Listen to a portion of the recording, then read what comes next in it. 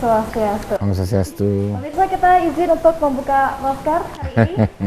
Ya, kita udah swab dan tadi kita udah ikut protokol kesehatan kan. Sekarang karena berdua aja kita bisa buka masker ya. Betul.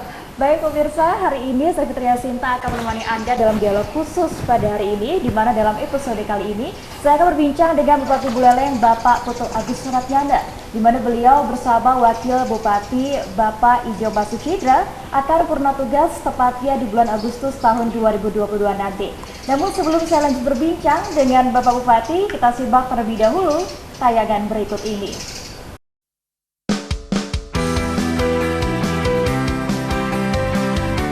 Menjelang purna tugas, Bupati Buleleng Putu Agus Suratnyana dan Wakil Bupati Buleleng Ijo Basucitra berupaya menuntaskan rencana pembangunan jangka menengah daerah Kabupaten Buleleng tahun 2017 hingga 2022.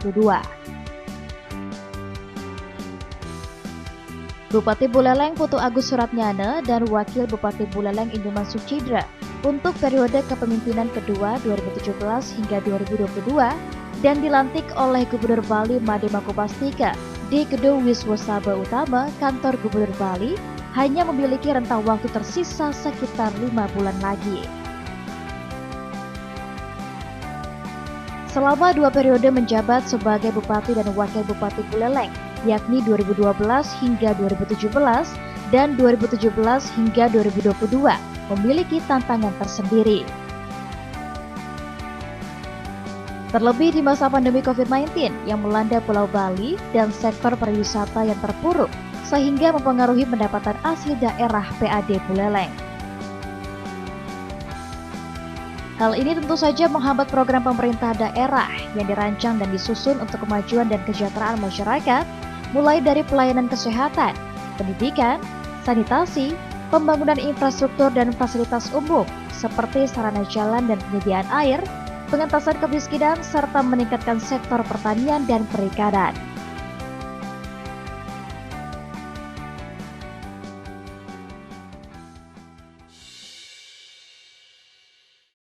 Baik, Pak Bupati, langsung saja kita ke perbincangan kita. Hari ini sudah 2 periode nih Bapak menjabat sebagai Bupati dari Kabupaten Buleleng. Adakah tantangan sendiri dari kota atau Kabupaten Buleleng ini yang menjadi tantangan banget nih saat memimpinnya, bagaimana Pak? Ya, kalau kita coba tarik ke belakang ya, Buleleng ini hampir 24% dari wilayah Bali ya. Tentu tantangannya aksesibilitas ya, baik aksesibilitas dari pusat pemerintahan dan pusat tourism dan aksesibilitas di bidang pertanian juga. Jadi sekarang sudah mulai dijawab. Jadi sayang COVID ya, jadi kita hampir refocusing anggaran sampai 2 tahun. Harusnya jalan-jalan pedesa sudah selesai semua. Tapi sekarang masih sisa lagi kurang lebih 10%, 90% garap. Dulu sebelum saya jadi bupati, jalan-jalan di pedesa tidak ada yang di aspal dengan baik. Sehingga ini mempengaruhi terhadap distribusi hasil pertanian dan distribusi pupuk. Ini ekonomi jadi mahal kan. Kadang-kadang kita dengar orang bawa sapi, kena jalan jelek, patah kakinya, tidak jadi jual. Ini kan persoalan yang harus kita jawab karena luas wilayah Buleleng yang luas dan kondisi geografisnya kita lihat sendiri. Topografinya dari atas ke bawah itu kalau kita coba tarik tidak lebih dari 20 km sudah di pusat ketinggian. Jadi luar biasa, kita coba lihat topografinya memang berat sekali topografinya, jalan-jalannya berkelok dan curam. Ini mementingkan pembangunan infrastruktur yang memadai untuk memudahkan pengelolaan pertanian di Kabupaten Buleleng. Nah sekarang syukur kita usulkan untuk membangun aksesibilitas ke pusat pemerintahan dan Pak Gubernur juga sudah membantu untuk hal ini dan diharapkan tahun 2024 barrier aksesibilitas ke pemerintah pusat di Denpasar sudah terjawab dengan pembangunan shortcut. Nah kalau ini terjawab, mudah-mudahan arah tarikan ekonomi bisa lebih berimbang ya. Oh, sekarang kan disparitasnya cukup tinggi antara utara dan selatan. Kenapa misalnya orang ke Buleleng tidak banyak? Karena persoalan jalan. Orang ke Buleleng bakal mabuk, Jalannya masih berkilo-kilo. kadang masih ada yang kurang Ya, bagus juga ya. karena mabuk itu bikin orang trauma datang. Mudah-mudahan shortcut ini menyelesaikan barrier itu ya.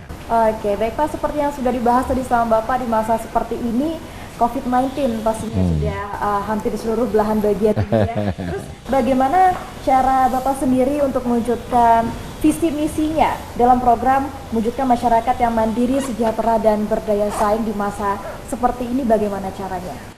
Pertama, tentu dulu orang memprediksi bahwa Buleleng tidak terlalu tergantung dari COVID karena dilihat pertaniannya yang menonjol.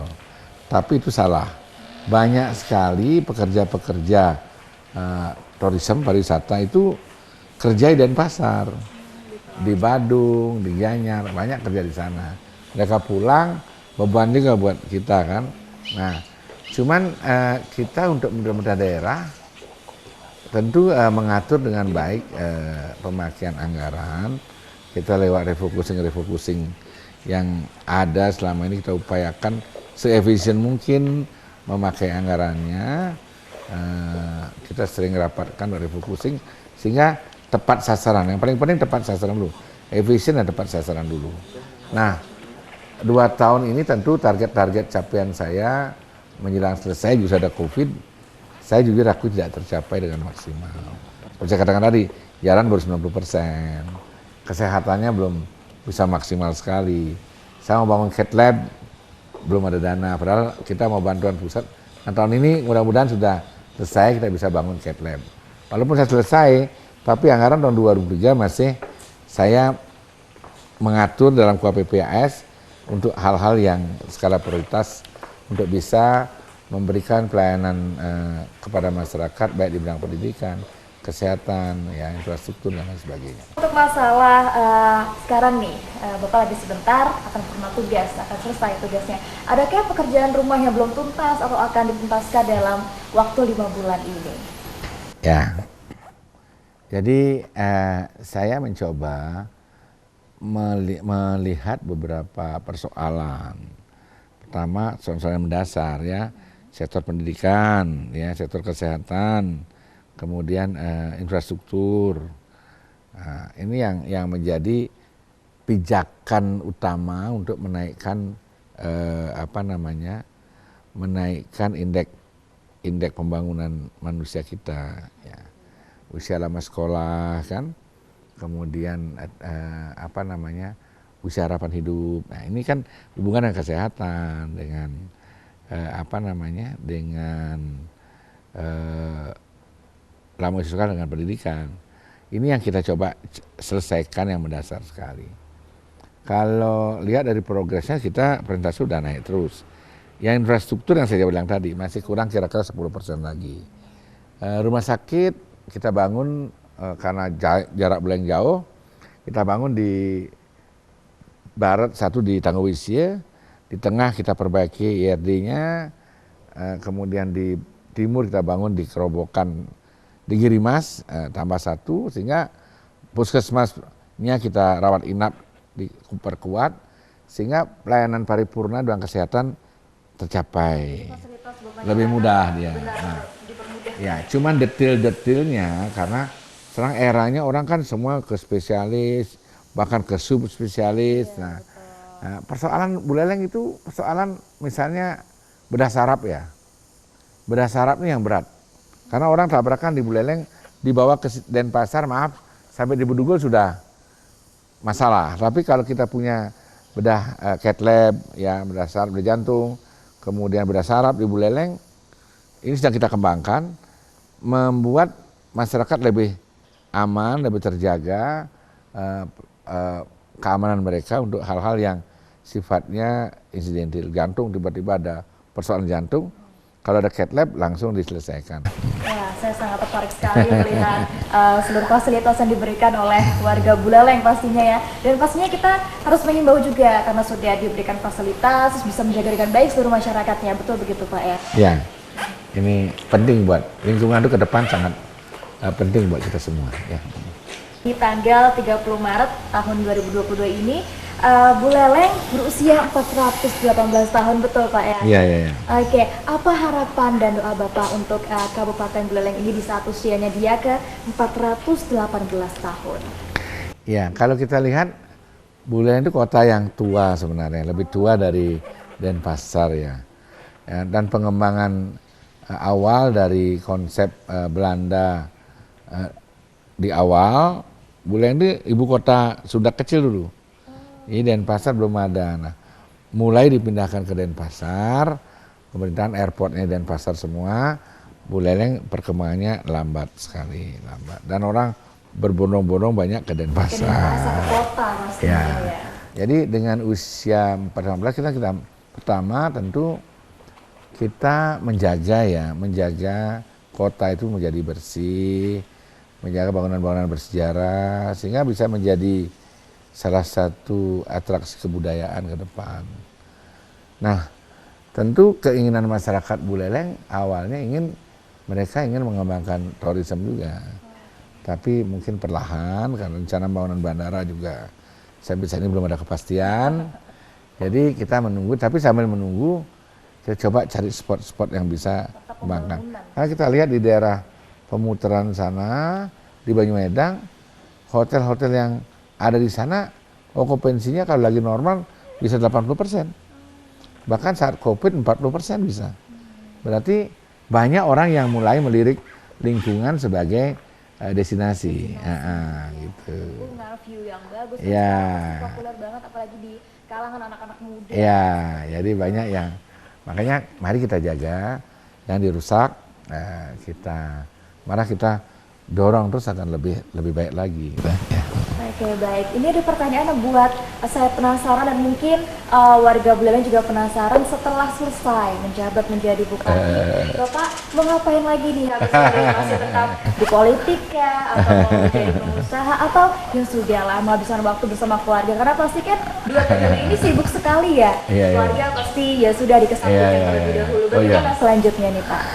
Ya, saya akui konsekuensi yang kita pilih pasti ada konsekuensinya.